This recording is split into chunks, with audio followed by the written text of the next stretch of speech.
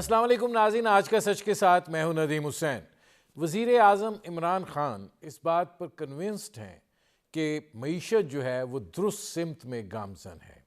इस हवाले से उनका ये तासुर ही नहीं, यकीन भी है कि पाकिस्तान की मईशत के जो इशारिये हैं वो मुस्बत हैं और उसके नतीजे में पाकिस्तान जो है वो अब आगे की तरफ बढ़ रहा है। मौजूदा महंगाई की सूरत हाल के बारे में भी उनका ये ख्याल है कि ये वक्ती है और यही 2-4 महीने की बात है और मामला जो है महंगाई के हवाले से भी दुरुस्त हो जाएंगे। लेकिन ज़मीनी हक़ाइक़ जो हैं वो इसके बरक्स हैं। इस वक्त तक जो इक़दामात दिखाई देते हैं उसके नतीजे में वो तमाम अवामिल कार फरमा हैं जो महंगाई का सबब बनते हैं, चाहे वो पेट्रोलियम मसनूआत की कीमतें हों, चाहे वो बिजली की कीमतें हों, चाहे वो जो सब्सिडीज़ दी जाती हैं उसके इस्तिस्ना के हवाले से एक रिव्यू हो, या ये कि जो हमारी टैक्सेशन की सूरत हाल है उसको भी अगर देखा जाए तो वो भी इक़दामात ऐसे हैं जो बजाय इसके कि सूरत हाल को मतवाज़ी फैलाव का सबब बने और उसके नतीजे में जो वसाइल हैं उनकी दस्तयाबी जो है वो ठोस सूरत हाल इख्तियार कर सके, एक मतवाज़ी जो निज़ाम है वो वज़ा होता चला जा रहा है। और वो जो नेट में लाने की कोशिश होती है, जाल में लाने की कोशिश होती है, वो नाकाम होती हुई दिखाई देती है। और ज़ाहिर है कि अगर वसाइल नहीं है तो फिर आप हुकूमत जो है वो कैसे चलाएंगे, अवाम को रिलीफ जो है वो क्यों कर दे सकेंगे। IMF की शराइत अपनी जगह पे हैं। इकोनॉमिक्स जो होती है वो बुनियादी तौर के ऊपर मैनेजमेंट होती है, मैथमेटिक्स नहीं हुआ करता। लेकिन यहाँ पर मैनेजमेंट जो है वो कहीं दिखाई ही नहीं दे रही है और उसके नतीजे में सूरत हाल जो है वो दिगरगूं हो रही है। और हम ऐसे इक़दामात कर रहे हैं, हम शरह सूद में इजाफ़ा कर रहे हैं जिसका हमारी महंगाई से बराह रास्त कोई ताल्लुक़ वास्ता नहीं है। अगर आज फूड सिक्योरिटी के वफाकी वज़ीर जो हैं फ़खर इमाम साहब, वो बैठ के ये इरशाद फरमा रहे हैं कि हमारी गंदम जो है वो जो पैदावार हुई थी 27 मिलियन टन की, उससे ज़्यादा होगी। हम कॉटन की बेल्स जो हैं वो हम 9 मिलियन बेल्स को टच करने जा रहे हैं।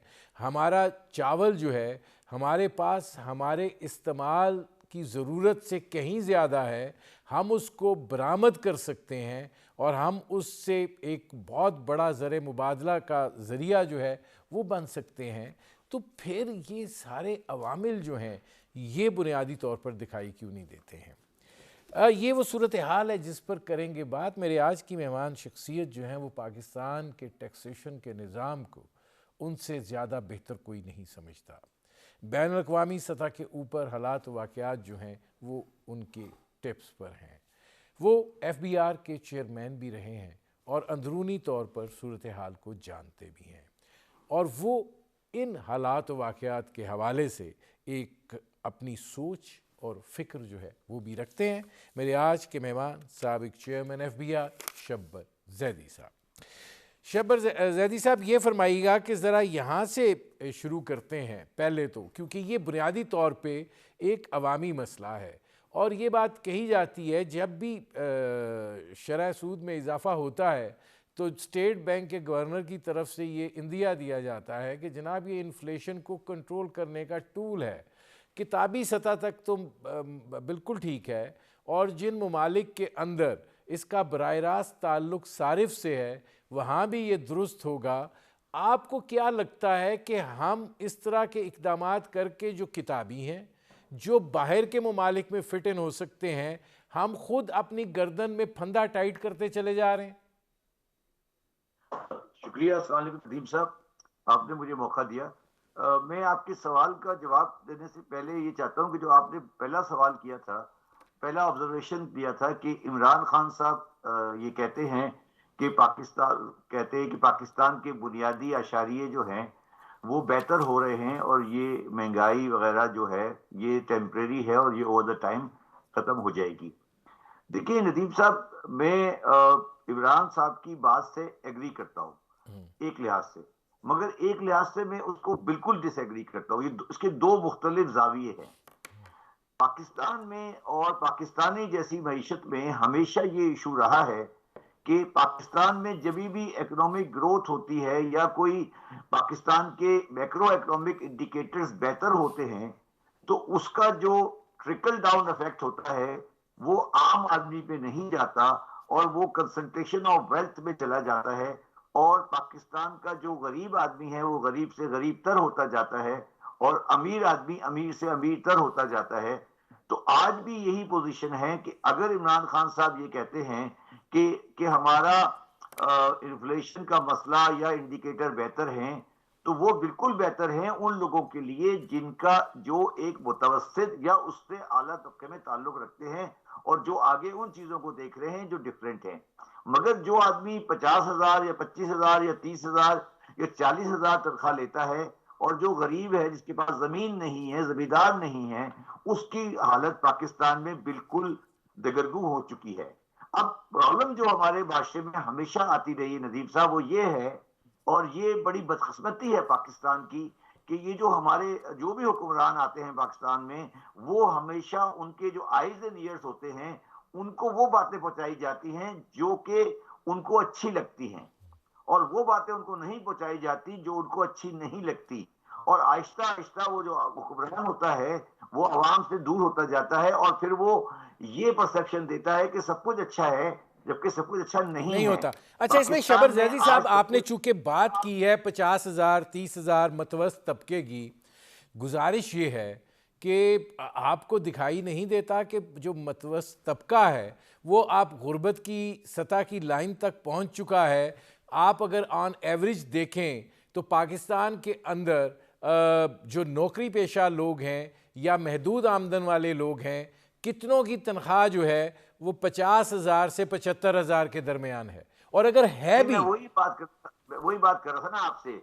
मैं यही तो अर्ज कर रहा हूँ कि जिन लोगों की तनख्वाहें इस लेवल से कम है या आमदनी इस लेवल से कम है, वो तो पाकिस्तान में बुरी तरह पिस चुके हैं। जब आप बैठ के इस्लामाबाद में ओवरऑल बेसिस पे जीडीपी निकालेंगे, जब आप ओवरऑल बेस पे चीजें निकालेंगे तो आपको सब कुछ अच्छा नजर आएगा, प्रोडक्शन बढ़ गई। मगर सवाल ये है कि जो पाकिस्तान का जो आम आदमी है जिसकी आमदनी 50,000 से कम है, वो तो बुरी तरह पिस रहा है और पाकिस्तान का वो उसकी माशी हालात अच्छी नहीं है और वो अच्छी खराब से खराब तर होती जा रही है। और नदीम साहब, मैं आपको एक और बात भी कहना चाहता हूँ कि ये जो खराब से खराब तर हो रही है, ये कोई एक दिन का या 2 दिन का वाकया नहीं है, ये तकरीबन एक बड़े लंबे अरसे से खराब हो रही है और इन द लास्ट 2 3 4 ईयर ये और ज्यादा खराब हो गई है। मगर मैं फिर आपको जो बात कहने की कोशिश कर रहा हूँ वो ये है कि इन जो लोगों का जो हालात है, ये हालात किताबों की इकोनॉमिक्स में नहीं आते। जो हमारे पास कोई स्टैटिस्टिक्स नहीं है आज कि वो ये बता सके कि जिस आदमी की तनख्वाह आज 30,000 या 35,000 आमदनी है, वो अपने 3 बच्चों को कैसे खाना खिलाएगा, कैसे पढ़ाएगा, कहाँ रखेगा, कैसे बिजली का बिल देगा। ये हमारे लिए कोई चीज नहीं है। हम बैठ के पता नहीं क्या बातें करते रहते हैं। तो शबर जैदी साहब, मुझे एक ब्रेक लेना पड़ रहा है। जी, मैं आता हूं वापस। बिल्कुल साफ अल्फाज में कहना चाहता हूं कि पाकिस्तान में माशी हालात उन लोगों के लिए जो पाकिस्तान में मेरे लिए रेलेवेंट है वो अच्छे नहीं हैं और ना मुझे अच्छे होते नजर आ रहे हैं। नाज़रीन, मैं शबर जैदी साहब, मुझे एक ब्रेक लेना पड़ रहा है, मैं वापस आता हूं। नाज़रीन, हमारी गुफ्तगू जारी है, एक मुख्तसर से कमर्शियल ब्रेक का वक्त हुआ है, मिलते हैं इस वक्फे के बाद।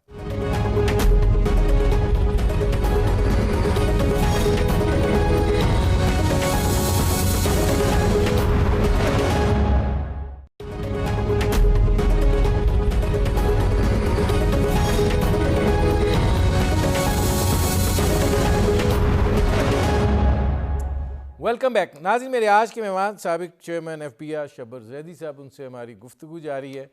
शबर जैदी साहब, ये फरमाइएगा कि ठीक है, हालात तो ख़राब हैं, लेकिन आपको दिखाई देता है कि जो पाकिस्तान के अंदर रुपए की जो हरकत है वो एक मतवाजी निज़ाम को भी जन्म दे रही है और बैंकिंग सेक्टर जो है उसमें से लोग निकल रहे हैं। और ये भी एक फैक्टर काउंट करता है जब हम देखते हैं कि मार्केटों में रेल पेल है या दुकानों में रश है।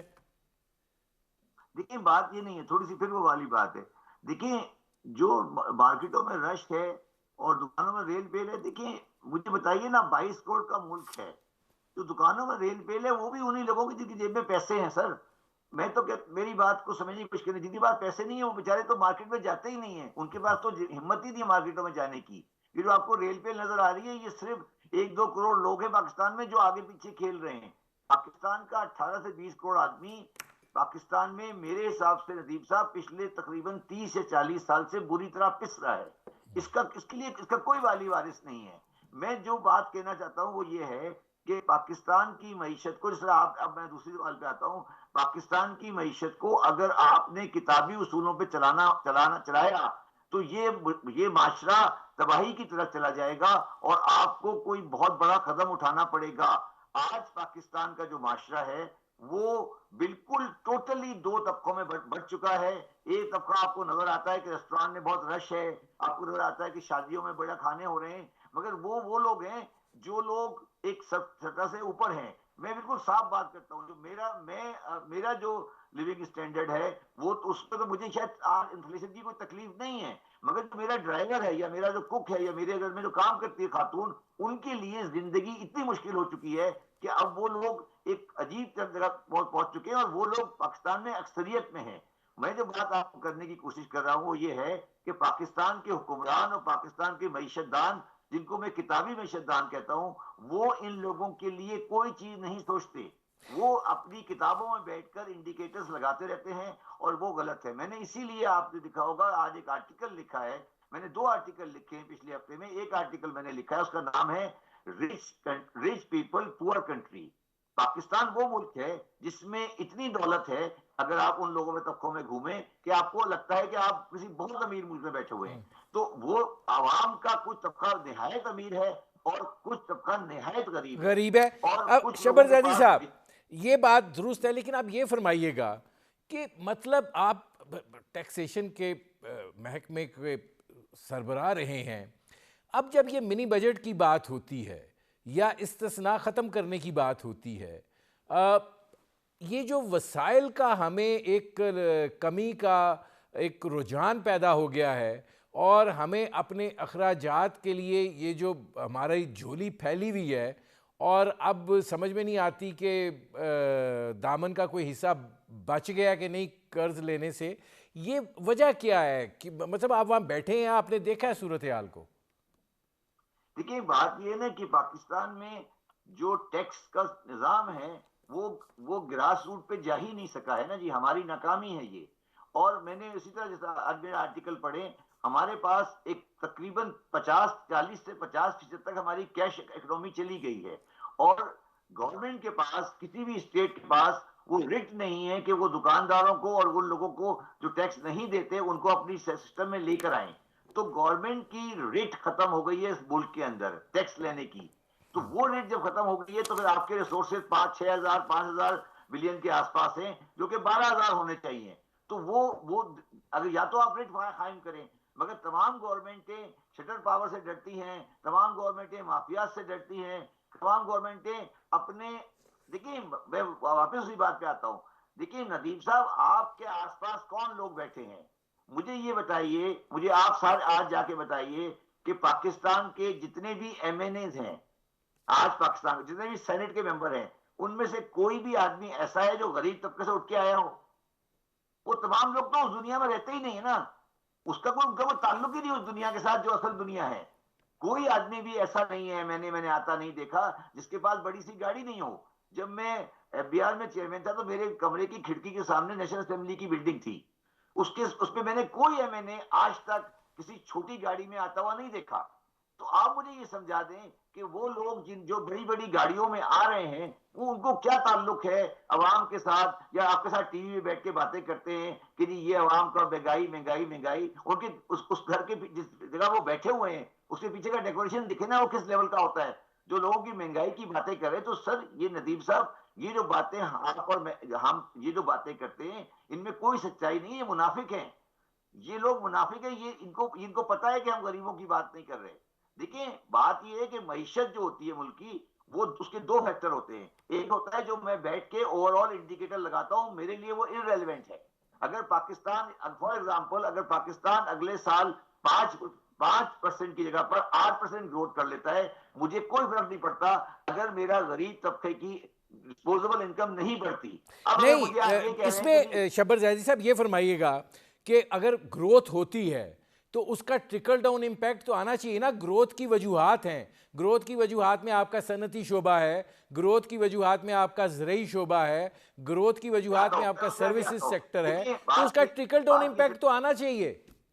देखिए, ट्रिकल डाउन थ्योरी जो थी दुनिया में, वो ट्रिकल डाउन थ्योरी नाकाम हो जाती है जब आपकी टैक्सेशन सिस्टम नाकाम होती है। ट्रिकल डाउन थ्योरी उस वक्त चलती है जब आपकी तमाम इंडिकेटर परफेक्ट होते हैं।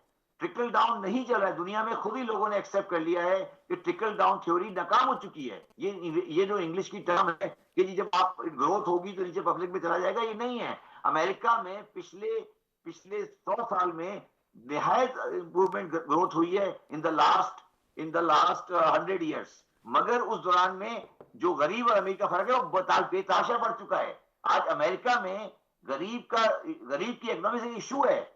आज मैं पाकिस्तान को छोड़ दें, आज अमेरिका में जो एक बहुत स्ट्रांग इकोनॉमी है, कोई भी आदमी अपना इलाज प्राइवेट नहीं करा सकता। अमेरिका की बात कर रहा हूं, मैं पाकिस्तान की बात नहीं कर रहा।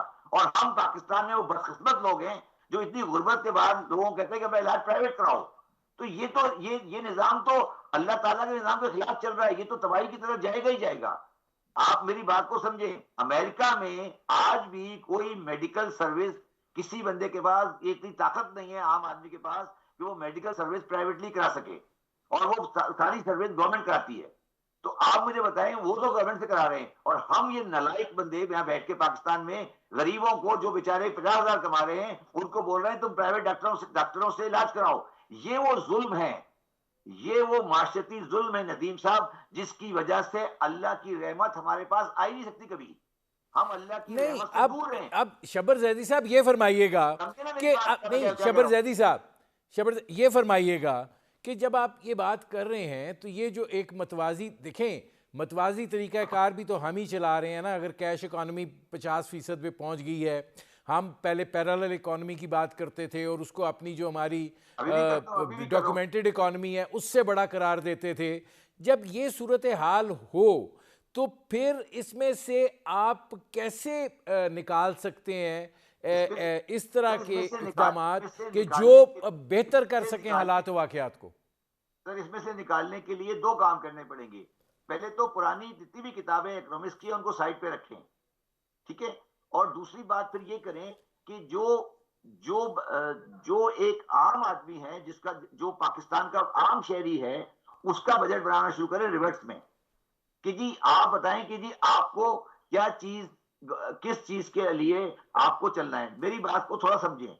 देखिए, एक इंसान की जरूरत क्या होती है? एक इंसान की जरूरत होती है फूड, एजुकेशन, हेल्थ और ट्रांसपोर्टेशन और सिक्योरिटी। ये पाकिस्तान एक किसी इंसान की 5 बुनियादी जरूरियात हैं दुनिया में। आपको ये पांचों जरूरियात, मेरी बात याद रखना, गौर से सुनना, ये पांचों जरूरियात स्टेट ने प्रोवाइड करनी है, रियासत ने प्रोवाइड करनी है। आज अमेरिका में रियासत प्रोवाइड करती है, किसी भी माशरे में रियासत प्रोवाइड करती है। पाकिस्तान एक जालमाना मुआशरा है जिसमें हम तनख्वाहों की बातें करते हैं मगर ये नहीं देखते कि फूड, एजुकेशन, हेल्थ, सिक्योरिटी और ट्रांसपोर्ट, ये स्टेट ने इसको अपने आप से निकाल लिया है। ये माशरा नहीं चल सकता। ये इकोनॉमिक्स को वापस लाना पड़ेगा कि आपको स्टेट को वापस आना पड़ेगा कि वो इन सब चीजों में अपने आप को वापस लाए। अगर स्टेट वापस नहीं आई, शब्बर जैदी साहब, मुझे एक ब्रेक लेना पड़ रहा है। आपने ये बड़ी अहम बात की है, इससे जुड़ा हुआ एक सवाल है। नाज़रीन, हमारी गुफ्तगू जारी है, एक मुख्तसर से कमर्शियल ब्रेक का वक्त हुआ है। मिलते हैं इस वक्फे के बाद।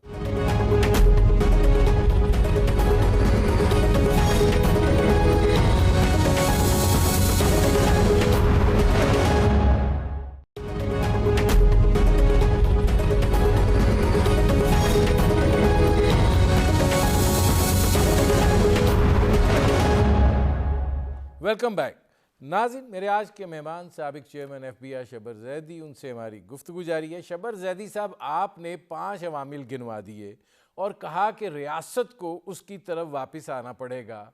रियासत का आलम यह है कि वो उस सतह पे पहुंच रहे हैं जहां पर उनके पास तनख्वाहें देने के लिए भी कर्ज लेना पड़ेगा। उधार पर चलती हुई रियासत जो है वो फलाही काम कैसे करेगी, और अगर आपने फलाही काम करने हैं तो उधार लेने का जो रुझान है वो उसमें कमी किस तरह होगी? अच्छा, मेरी बात, पहली बात तो आपका लफ्ज ही गलत है। जो आप कह रहे हैं फलाही काम, ये फलाही काम नहीं है, ये जरूरी काम है। और रियासत झक मारने के लिए बैठी है? आप मुझे ये बताइए, आपने इसका लफ्ज इस्तेमाल किया फलाही काम। क्या रियासत का फर्ज सिक्योरिटी करना फलाही काम है? क्या रियासत का ये फर्ज करना कि एजुकेशन ये फलाही काम है? फलाही काम नहीं है। यही तो मुसीबत है पाकिस्तान में, कि फिर रियासत क्या पाकिस्तान में झक मारने के लिए बैठी है कि उनको बड़े बड़े घर दे दें? किस बात के लिए गवर्नर सिंह यहाँ बैठा है? किस बात के लिए चीफ मिनिस्टर हाउस यहाँ बैठा हुआ है? रियासत का काम वो है जो आप, मैं कह रहा हूँ। बाकी रियासत किस चीज के लिए? और अगर आप कह रहे हैं कि रियासत के पास पैसे नहीं है और रियासत ये काम नहीं कर सकती, तो रियासत को तोड़ दें। तोड़ने का मतलब ये नहीं है, तोड़ने का मतलब ये नहीं है कि रियासत को तोड़ दें और मुल्क को खत्म कर दें। रियासत को तोड़ के छोटे हिस्सों में तकसीम कर दें कि वो छोटे हिस्सों में ये काम कर सके। आपकी रियासत इसलिए नहीं चल रही कि आपकी रियासत का मंबा इस्लामाबाद है और पंजाब में आके लाहौर है। रियासत का मतलब ये होता है कि रियासत, आप मुझे ये बताइए ना, आप कह रहे हैं कि रियासत के पास पैसे नहीं है। 5,000 बिलियन जो रियासत ले रही है, वो पहले ये फैसला करे कि उसको, इस रियासत को चलाने के काम क्या है। आपने तो ये फैसला कर लिया कि रियासत का सिर्फ एक काम है कि वो एक्सटर्नल सिक्योरिटी प्रोवाइड कर दे, बस। बाकी रियासत झक मारती रहे। अगर रियासत का काम सिर्फ एक्सटर्नल सिक्योरिटी प्रोवाइड करना है तो रियासत का कोई मकसद नहीं है, रियासत खत्म हो जाएगी। ऐसे नहीं खत्म होगी तो वैसे खत्म हो जाएगी। सोवियत यूनियन इसलिए खत्म हो गया। कोई भी रियासत जो अपने इन कामों से अपने आप को एब्जॉल्व कर लेगी, आपको अच्छा लगे या बुरा लगे, ये रियासत खत्म हो जाएगी। और ये रियासत खत्म हो रही है। जो सियालकोट में हुआ अब है, मतलब ये नहीं है नहीं, कि कोई शबर जैदी साहब, एक्सट्रीमिज्म है। ज़रा मैं ये सवाल भी आपसे करना चाह रहा हूँ। मैंने फलाह का लफ्ज़ इसलिए इस्तेमाल किया था कि मतलब ये इंसान और इंसानियत की बेहतरी के लिए है। लेकिन सवाल ये पैदा होता है कि अब हुकूमत मिनी बजट ला रही है, 350 अरब रुपए के इस्तिस्ना वापस हो रहे हैं। आप ज़रा ये बता दीजिए कि इसके नताइज क्या होंगे। ये जो फिर बात की देखिए, जाती है कि जी पहली 3-4 बात, महीने मैं में आपकी महंगाई पहली ख़त्म हो जाएगी, आप मैं मिनी पहली बजट बात ला रहे हैं, पहली महंगाई ख़त्म बात होने का और मिनी बजट लाने का आपस में रेलेवेंस क्या है? यार, मेरी बात सुनो, मैं पहली वाली बात पे आप जाता हूँ। ये जो आप कह रहे हैं ना, कि मेरा फिर वही सवाल है कि 6,000 बिलियन रुपीस गवर्नमेंट इकट्ठा कर रही है, तो उसमें सिवाय एक्सटर्नल सिक्योरिटी के रियासत क्या प्रोवाइड कर रही है मुझे? तो फिर रियासत किस बात की है? मेरी बात समझे ना। मैं, आप फलाई फलाई बात करते हैं, फला फला नहीं है ये। आप मुझे बताएं कि एक्सटर्नल सिक्योरिटी के अलावा रियासत ने पाकिस्तान में क्या चीज प्रोवाइड की है मुझे? हेल्थ प्रोवाइड नहीं की, एजुकेशन प्रोवाइड नहीं की, सिक्योरिटी प्रोवाइड नहीं की, मुझे ट्रांसपोर्ट प्रोवाइड नहीं किया। तो रियासत ने क्या किया? सवाल ये नहीं है। सवाल अगला आ जाते हैं। अब आप कह रहे हैं जो मिनी बजट कोई चीज नहीं है। ये तो देखिए, हमारी कुछ एग्जेम्पशंस हैं, वो आगे पीछे हो जाएंगी। देखिए, 500 बिलियन के टैक्सेस से कोई बड़ा फर्क नहीं पड़ेगा। मगर नदीम साहब, जो बात मैं आपको कहना चाहता हूं, मेरी बात समझे। पाकिस्तान का मौजूदा आइन, मैं बहुत बड़ी बात करने जा रहा हूं। पाकिस्तान का और ये शायद मैं कर सकता हूं क्योंकि मैं पाकिस्तान के सिंध बोर्ड ऑफ रेवेन्यू को भी डील करता रहा हूं, मैं एफबीआई को डील करता रहा हूं, मैं प्राइवेट सेक्टर में भी रहा हूं। पाकिस्तान का मौजूदा आइन एनएफसी के तनाजुर में और इस टैक्सेशन सिस्टम के साथ पाकिस्तानी रियासत को लेके नहीं चल सकता। पाकिस्तान के पास इस वक्त 55 ट्रिलियन का डेट है और वो डेट पाकिस्तानी रियासत के तमाम आमदनी को खा रहा है। तो रियासत के पास सिर्फ दो खर्चे हैं, एक्सटर्नल सिक्योरिटी और डेट सर्विसिंग। अगर रियासत सिर्फ ये करेगी, डेट सर्विसिंग और सिक्योरिटी, तो फिर रियासत नाकाम हो जाएगी।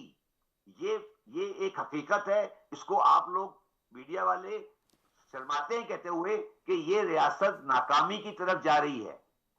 जिस रियासत का टोटल रेवेन्यू जितना आता है, चलो उस 5-6 हजार आता है, वो 7,000 आ जाएगा। उस 7,000 रेवेन्यू का 70 to 80 बल्कि 90% डिफेंस और डेट सर्विस में चला जाता है। तो जो बाकी बचता है 10-12-15%, वो एनएफसी का जो हमने मजाक किया हुआ है उसमें जा रहा है। तो फिर रियासत किसी भी हाल में उन लोगों की मैं बात कर रहा हूं जिसको आप बार बार नहीं, गरीब तबका, इसमें महंगाई, इसमें वो सब। शबर जैदी साहब फिर सवाल ये पैदा होता है कि सूबे जो हैं उनको भी तो वसाइल चाहिए, वहाँ भी तो आखिर ये जो सेहत है या तालीम है, बुनियादी तौर पे ये सूबों की जिम्मेदारी होनी चाहिए कि वो प्रोवाइड मैं करें। आपकी बात आखिर नहीं, सूबाई मैं हुकूमतें मानता इतनी हूं बड़ी हैं। मुझे एक बात बता दें, लाहौर शहर में रहते हैं आप लाहौर शहर में रहते हैं, मुझे बता दें कितने लोग मेयो हॉस्पिटल से इलाज कराते हैं? तो वो क्या करें, झक क्यों मार रहे हैं वो लोग? मुझे बताएं ना, मेयो हॉस्पिटल से लाहौर शहर का कितना आदमी इलाज कराता है? या कराची में सिविल अस्पताल से कौन इलाज करता? तो ये डॉक्टरों को बिला वजह हायर करके तनख्वाहें देना और घोष स्कूल बनाना, ये पाकिस्तान को रीऑर्डर करना पड़ेगा। ये सूबाई गवर्नमेंटें जो खर्चे की मशीन बनी हुई है, ये खत्म करें। मैं यही तो कह रहा हूं आपको, जो खर्चा पंजाब गवर्नमेंट या सिंध गवर्नमेंट कर रही है हेल्थ के ऊपर, या जो खर्चा एजुकेशन में पंजाब गवर्नमेंट सिंध गवर्नमेंट कर रही है, नदीम साहब क्या आप समझते हैं कि वो 100 रुपए का बदला आ रहा है?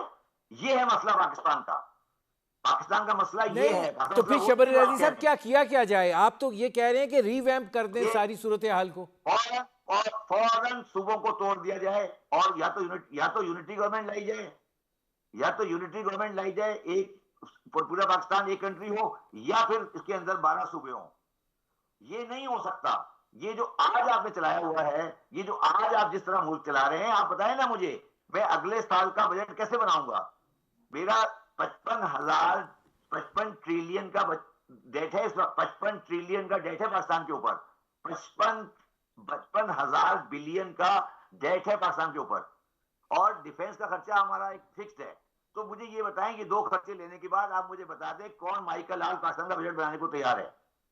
तो ये तो मगर कोई बुरी बात नहीं है, पहले ये फैसला करें कि रियासत नाकाम हो चुकी है, फिर आगे बढ़े ना। अगर आप ये कहते नहीं रहेंगे शब्बर ज़ैदी साहब, अगर आप ये कह रहे हैं मजीद सूबे बना दें, जो थोड़े हैं वो तो आपसे संभल नहीं रहे, मजीद बना दें, एक मजीद जो फेरा क्रिएट कर दें एलीट अशरफिया का। समझ नहीं रहे, इसलिए नहीं समझ रहे कि वो उनकी साइज समझने वाली नहीं है। बिल्कुल सही कह रहे हैं आप। एक आदमी लाहौर बैठ के मियांवाली से लेकर सादकाबाद को कंट्रोल नहीं कर सकता, यही तो मैं कह रहा हूं। एक आदमी लोहरा, देखिए मेरी बात सुने, एक जगह है कराची में हब, जो कराची से 12 मील दूर है, और एक जगह है जाके नौशकी। ये पूरा सूबा बलूचिस्तान है। दुनिया में ऐसा कभी नहीं होता। वो जो कोयटा में बैठा है एक सेक्रेटरी, वो हाथ से लेकर नौशकी तक को कंट्रोल कर रहा है, उसका तो वालिद भी नहीं कर सकता ये काम कभी। ये सोचे ना, ये हमने क्या खेल खेला हुआ है। देखिए ये सारे जो सूबे बने हुए हैं, ये इकोनॉमिकली अनवायबल हैं। देखिए बात समझे, जिस तरह कारोबार का यूनिट होता है ना, पहले वायबल बनाते हैं उसको। पहले ये फैसला करें कि ये जो सारी गवर्नमेंटें हैं, ये सारा फाइनेंसेस है, या तो आप फैसला करें कि इकोनॉमिक्स रेलिवेंट है। अगर इकोनॉमिक्स रेलिवेंट है तो पाकिस्तान का कोई सूबा भी ऑन इज ओन अपने आप को मैनेज नहीं कर पा रहा है। समझ, पंजाब एक डेफिसिट सूबा है, सिंध में दूसरे प्रॉब्लम्स है, बलूचिस्तान के अपने प्रॉब्लम्स हैं। मेरी बात कहने की यह है कि अगर पंजाब के आप 3 या 4 सूबे करते हैं तो वो ज्यादा मैनेजेबल है। और उसके आगे सूबे की बात नहीं कर रहा, मैं तो उससे आगे भी जाऊंगा, मैं तो लोकल बॉडीज को एम्पावर करूंगा टैक्स कलेक्ट करने के लिए। अच्छा शबर ज़ैदी साहब, ये बताइएगा कि जो मौजूदा सूरत हाल है उसके अंदर आपको दिखाई दे रहा है जो हुकूमत कह रही है कि 3-4 महीने में महंगाई खत्म हो जाएगी? ये थोड़ी बहुत बातें करते रहेंगे कि महंगाई है, वो पीएम वाला कहेगा नहीं है, इमरान खान साहब कहते रहेंगे है नहीं है।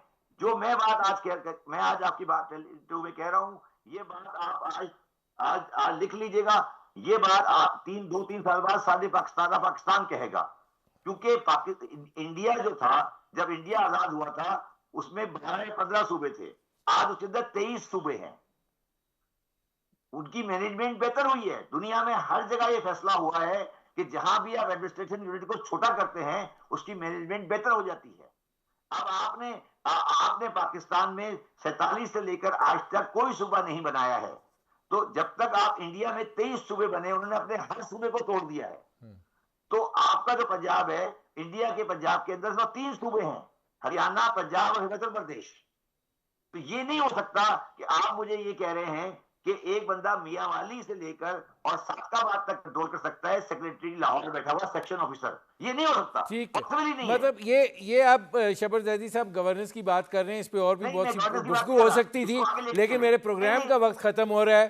बहुत शुक्रिया शब्बर जैदी साहब। नाज़रीन, ये थे साबिक चेयरमैन FBI शब्बर जैदी। आपने उनकी गुफ्तगू सुनी। अब तक के लिए इतना ही, इजाज़त दीजिए। अल्लाह हाफ़िज़।